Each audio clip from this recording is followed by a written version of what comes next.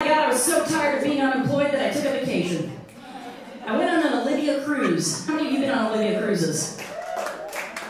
And anyway, so it was so much fun. I went on an anniversary vacation. 1,000 lesbians descended upon the island of the Dominican Republic, and we turned it into the Isle of Lesbos. I did things on this trip that I had never done in my life, most of which will remain private.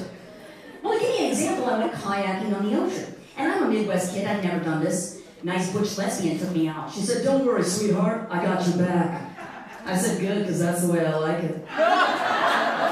We got out on the ocean, the waves got kind of rough. She jumped out of the kayak, started dragging it back inshore. I said, "Doesn't the ocean floor hurt your feet?" She said, "Don't worry, sweetheart, I got my ocean shoes."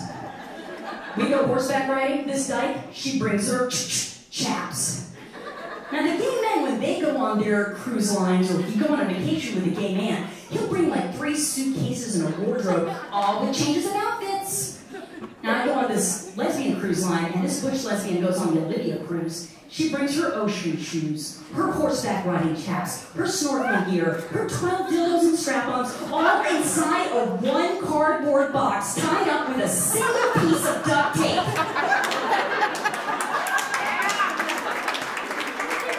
Because lesbians are practical.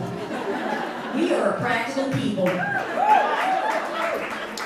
I also went snorkeling with this woman. I said, "I haven't done this in a while. How do you do it again?" She goes, "Oh, sweetheart, you just go down and stay down and don't come up until you need air." I said, "Are you sure we're talking about snorkeling?" Oh my gosh. So I just recently moved to Los Angeles, and I realized I don't know how to dress. Oh my God, I had to go to an audition and wear an actual dress, like showing leg. So I wore it Fred Flintstone style with a tie. And then I told my straight female friend how much money I spent on this dress. And she's like, "Oh my God, you don't need to spend that much money on a dress, Sapna. You just go to H&M, you go to H&M, you mix it, you match it, mix and match it, max and mitch it." H&M is like heroin to straight women. H&M to straight women is like cats to lesbians. I feel tragically out of place in Los Angeles. I'm a Midwesterner. I went to a holiday party, my first sunny holidays, Kwanzaa, Christmas, Hanukkah, whatever you white people celebrate, and black people, I mean, Hindus don't celebrate anything. We're just happy to go to your party for the free food. So I go to this party, and these gay guys are like giving me the up down. They're like, "Oh my God, look at the downtrodden lesbian.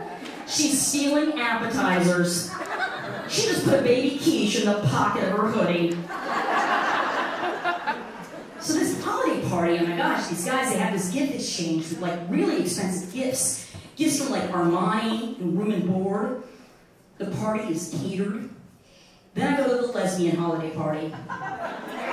The party is not catered. It's a potluck. I'm like, "Hey, I brought baby quiche." There's a gift exchange, but all the gifts have a $5 limit. And the conversation at the lesbian party is different than the gay male party. Gay men are like, "Oh, did you see what he was wearing? Oh, forget about it. Did you see his ass?" I think lesbians should spend more time talking about ass and less time aligning our chakras. Like, I think lesbians could get into a game of strip scrabble. Strip scrabble. That's right, Marcy. I just spelled cat and codependent. It's a double word score. That means you strip. Take off your cardigan and your sweater vest. Because you know she'd be wearing both. And at the gift exchange, she brought her rain stick. Thanks, Marcy, I'm really getting wet. Speaking of wet vaginas, I feel like as a lesbian... That's what we're talking about. That's what we're talking about, people. So the smooth transition there. So I make jokes are like this. That's how my brain works. The thing is, I think straight male comics in the clubs are always telling dick jokes. And I get up there as a lesbian comic, and I feel like I can tell vagina jokes. And I don't know if you know this, but the longest dick joke ever written was the interpretation of dreams by Sigmund Freud. Freud said that when a woman dreams of a snake, she's dreaming of the phallus. And when a woman dreams of a cave, she's dreaming of the vagina. Now, I don't like to think of vaginas as caves, because a cave is a cold place, and a vagina is quite warm. And caves can have crystals in them. And I say, if you see a crystallized vagina, turn, you run the other way. If a bat flies out of a vagina, that's not a vagina. That's a cave. One last thought on vaginas. I don't know if you know this. Vaginas have a bacteria in them called lactobacilli. And this is the same bacteria found in yogurt. So vaginas actually taste and smell like yogurt. Do you think that Dannon will use this as their slogan? Dannon, because it tastes like pussy. There'll be billboards on the side of the highway that say Dannon tastes like pussy and I'm their spokesmodel.